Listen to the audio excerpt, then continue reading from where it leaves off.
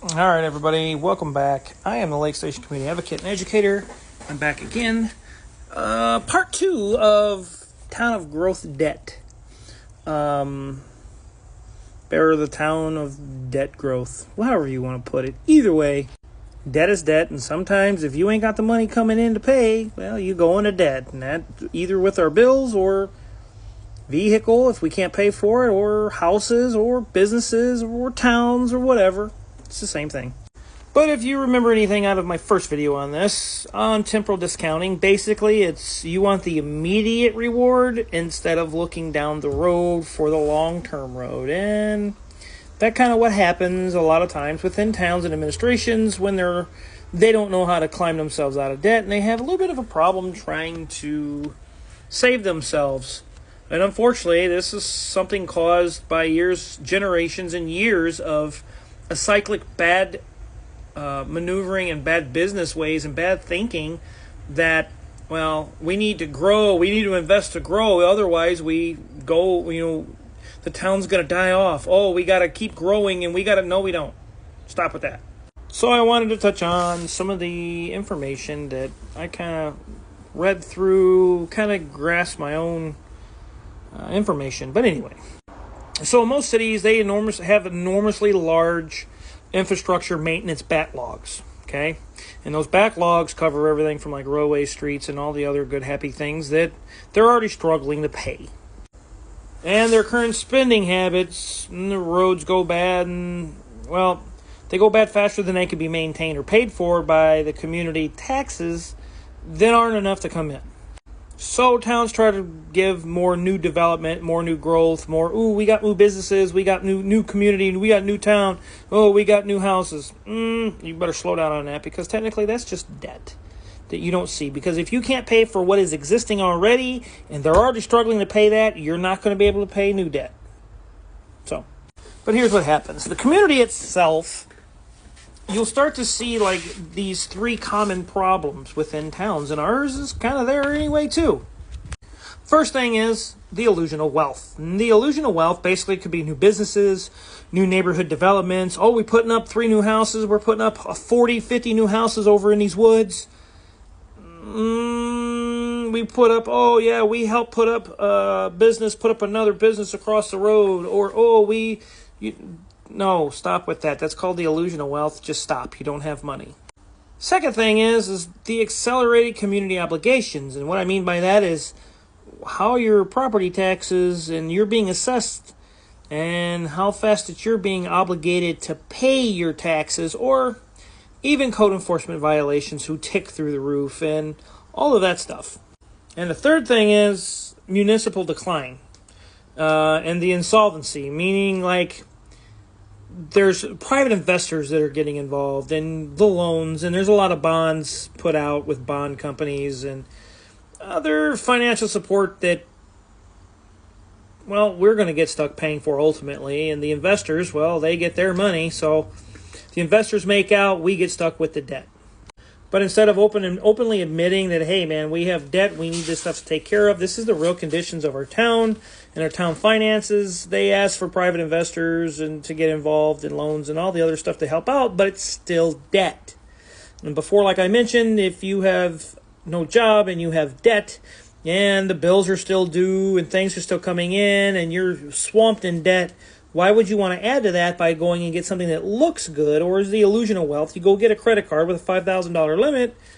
That's just another $5,000 of debt that you're going to have. It looks like wealth, but it ain't. So here's what happened years ago. So towns were built, and they were built specifically to where they accommodated the very minimal people that were there. In time, these towns grew, and they grew into very large masses, so the towns had to begin growing, especially after World War II. Towns and cities started, expanding substantially, and that caused that was a lot of debt, right?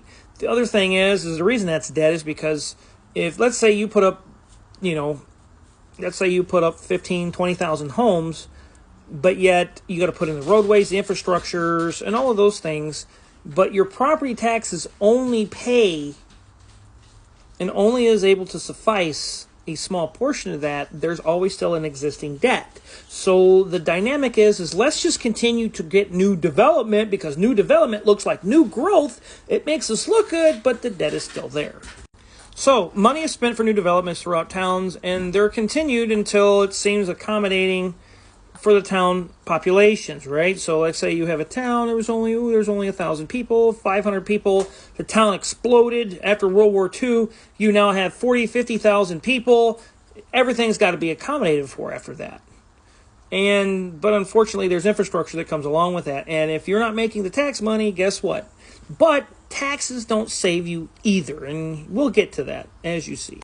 So since there's old infrastructure, right, that let's say the new town or the new expansion, you still have to replace and maintain the infrastructures. If there's investors, the investors get away with the money. Everything left behind, we get stuck paying for. And if we can't pay for the old stuff, and we're already struggling to pay for all the old neighborhoods and all the old infrastructure, the old roadways and all the old stuff, we're not going to be able to pay for the new stuff and the old debt. So when these bills come to due, and they will, there's no funds to suffice. So the town turns to state and federal and private investors for loans and things of that nature, which, again, like I've mentioned, is just another credit card of debt. We don't need it. If you can't pay it, don't get it. And because the tax income that's being brought in is not enough to pay for all that new stuff, what do you think that's creating now? It's just another vortex of debt that's spiraling out of control. Things are going to be left neglected and ignored. And that goes back to the three things that most communities will see: the illusion of wealth, the accelerated obligation for us to pay a lot of these taxes, and we got to do it, and the municipal decline and insolvency. So currently, if we're seeing those things, and we are, that's the illusion of wealth, the high taxes, right? Other municipal decline and developments that are happening all across the town. It looks like new growth. It's actually not. So long-term debt has to deal in the fact of that there's systematic failures, right? And people believe that you're going to be able to patch those systematic failures and debts with short-term new growth by making it look like, oh, we got new growth, we're doing great, but we're really not in depth. But stay with me for part 3, because I'm going to get a little bit different, of a dynamic to hopefully help people understand a little bit more. I know I sound repetitive, and I'm just blabbering, but really, in reality, if you really listen to what I'm saying, there's quite a bit of wealth here of knowledge. So stay tuned, be with me, stay with me for part 3 of the town of city debt. And, be the change you want to be the change you want to see. Be an eagle, don't be a crow.